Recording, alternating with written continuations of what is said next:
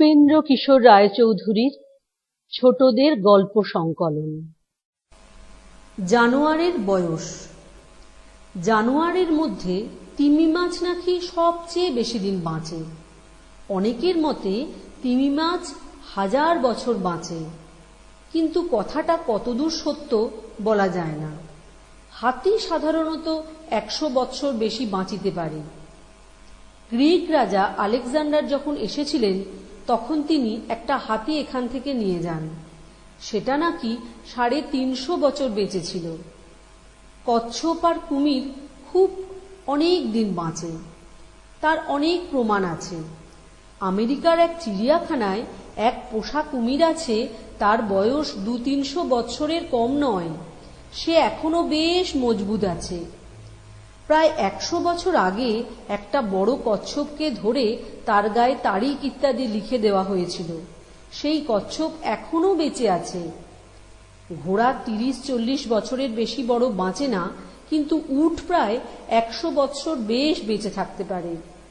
শেয়াল, ভাল্লুক, নেকড়ে প্রভৃতি 15-20 বছরের বেশি সাধারণত বাঁচে না। বেড়ালেরও প্রায় ওই রকম। পাখিদের মধ্যে রাজহাঁস খুব দীর্ঘজীবী। 100 বছর বয়সে রাজহাঁস তো দেখাই গিয়েছে। কোনোটা নাকি 300 বছর পর্যন্ত বাঁচে। কাক, বিশেষত দাঁড় কাক, অনেক দিন পর্যন্ত বাঁচে। 80, 90, 100 পর্যন্ত পার হয়ে যায়। কাক যে অনেক দিন বাঁচে এই বিশ্বাস লোকের মনে বরাবরই আছে। আমরা ছেলেবেলায় ভূষণ্ডী কাকের কথা শুনেছি।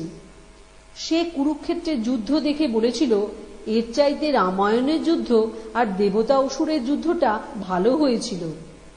তখন আমি হাঁ করে কাছে বসে থাকতাম আর আপনা থেকে রক্ত এসে মুখে পড়ত। ঈগল পাখিও প্রায় 100 বছর পর্যন্ত বাঁচে। আমরা একটা টিয়া পাখির কথা জানি, সেটা প্রায় 500 বছর বেঁচেছিল।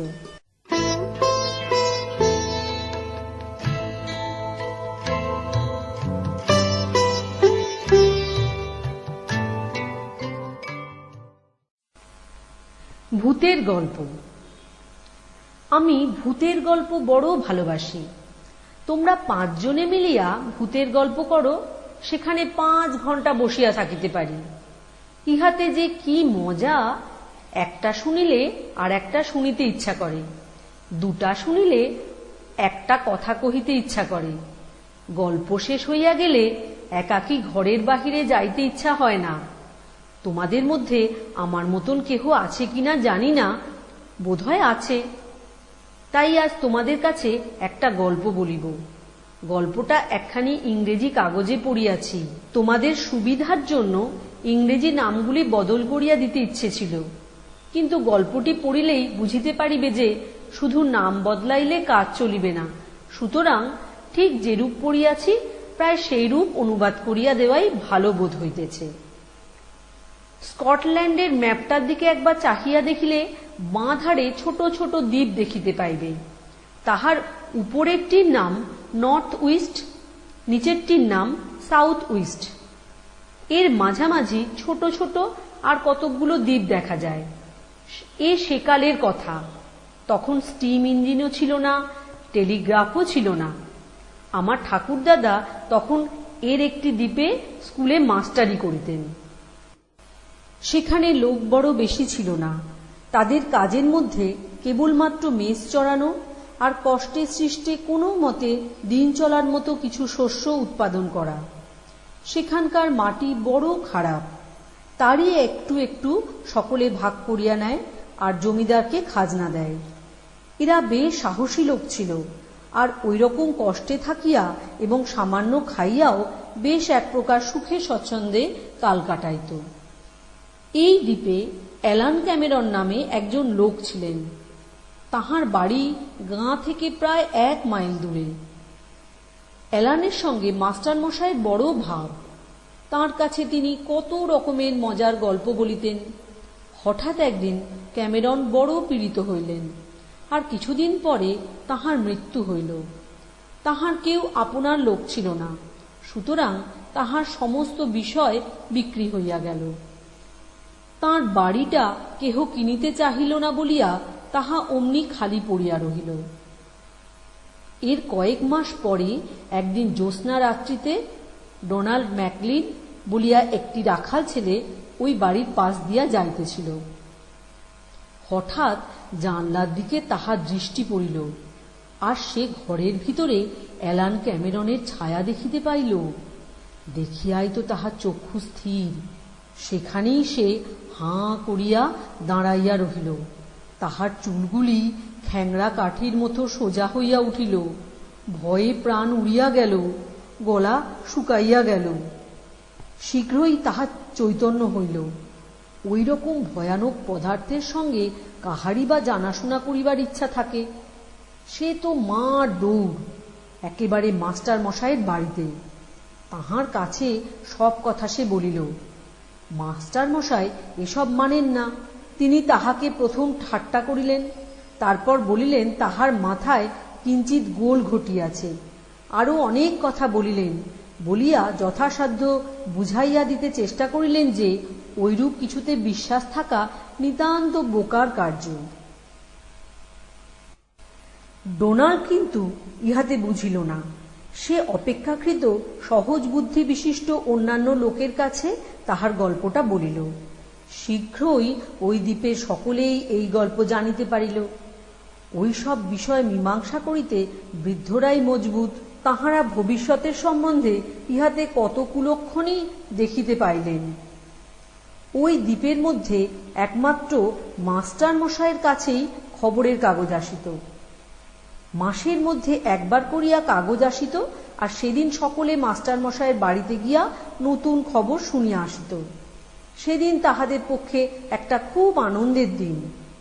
রান্নাঘরে বড় আগুন করিয়া 10-12 জন তাহার চারিদিকে সন্ধ্যার সময় বসিয়া কাগজের বিজ্ঞাপন হইতে আরম্ভ করিয়া অমুক কর্তৃক অমুক যন্ত্রে মুদ্রিত হইল ইত্যাদি পর্যন্ত সমস্ত বিষয়ের তদারক ও তর্ক বিতর্ক করিত।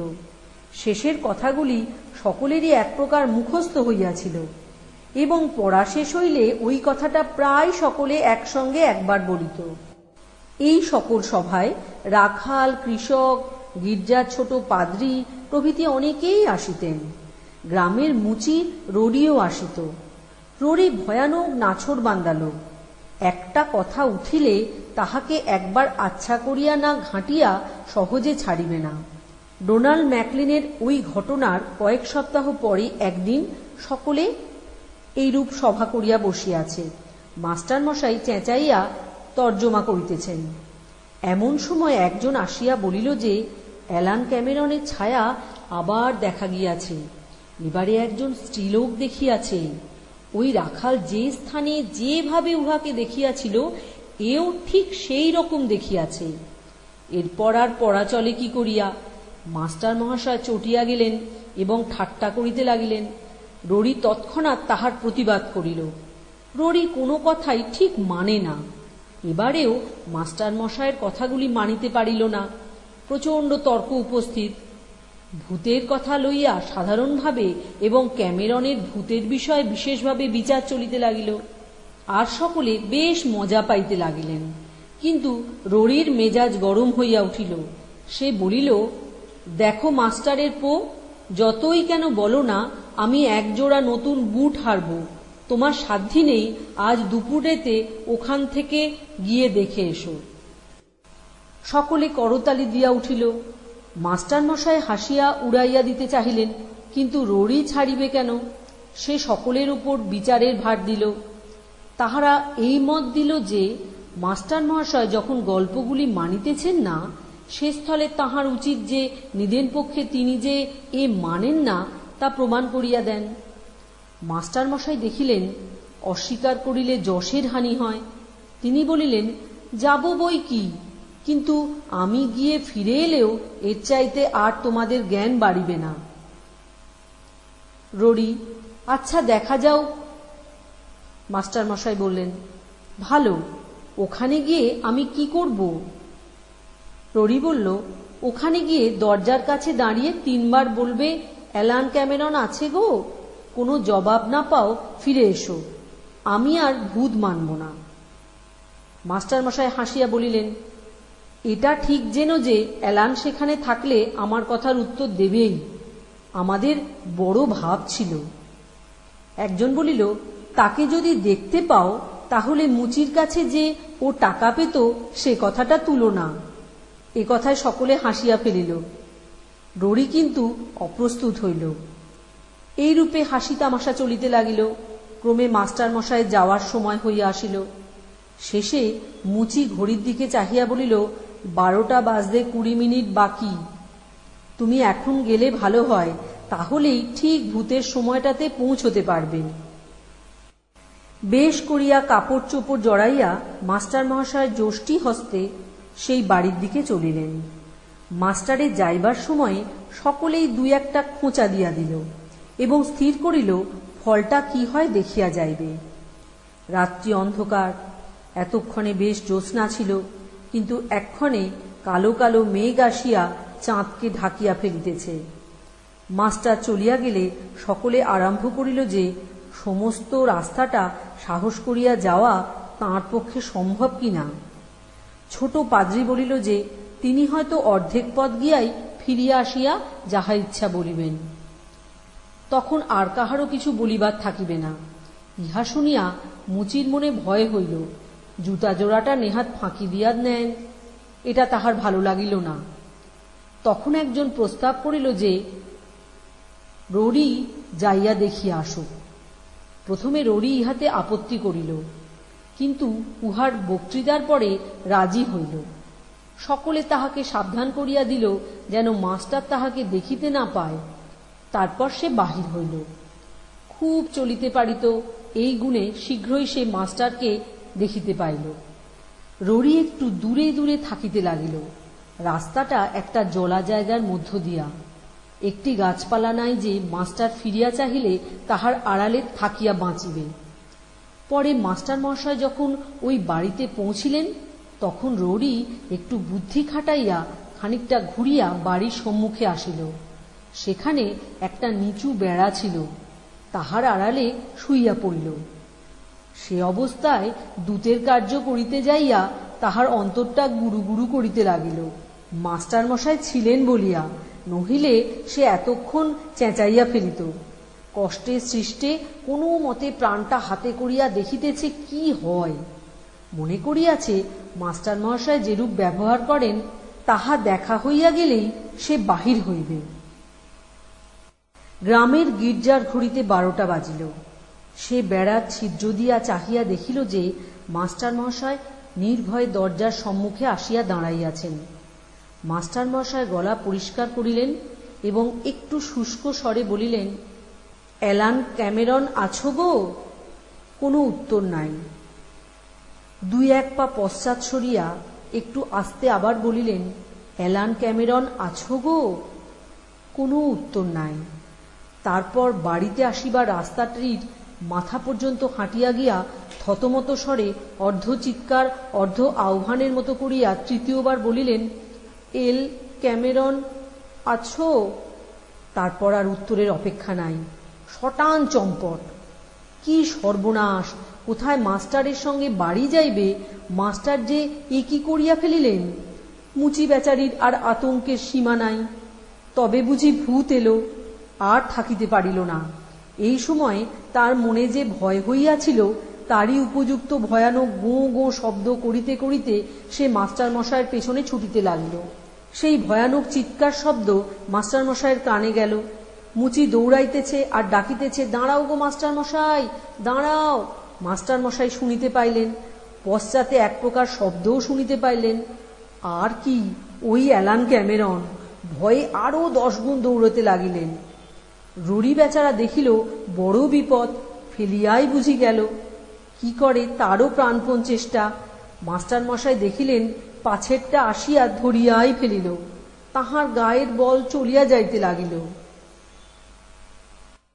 অবশেষে মাস্টার মশাই যখন দেখিলেন যে আর রক্ষা নাই, তখন তিনি সাহসে ভর করিলেন এবং খুব শক্ত করে লাঠি ধরিয়া সেই কল্পিত ভূতের দিকে ফিরিলেন এবং আর মুহূর্তকাল বিলম্ব না করিয়া যত জোর ছিল একবার সেই কল্পিত ভূতের মস্তকে সপাট সাংঘাতিক এক ঘা। তারপর সেটাও যেন কোথায় অন্ধকারে অদৃশ্য হইল। ভূতটা যাওয়াতে এখন একটু সাহস আসিল, কিন্তু আধ ঘণ্টা হইয়া গেল, তবু মুচি আসে না। সকলে মুখ চাওয়াচাই করিতে লাগিল, চিন্তা বাড়িতে লাগিল। ক্রমে বাজিল 1টা। তারপর আর থাকিতে পারিল না। মুচির অনুপস্থিতির কারণ তাহারা মাস্টার মশাইকে বলিয়া ফেলিল।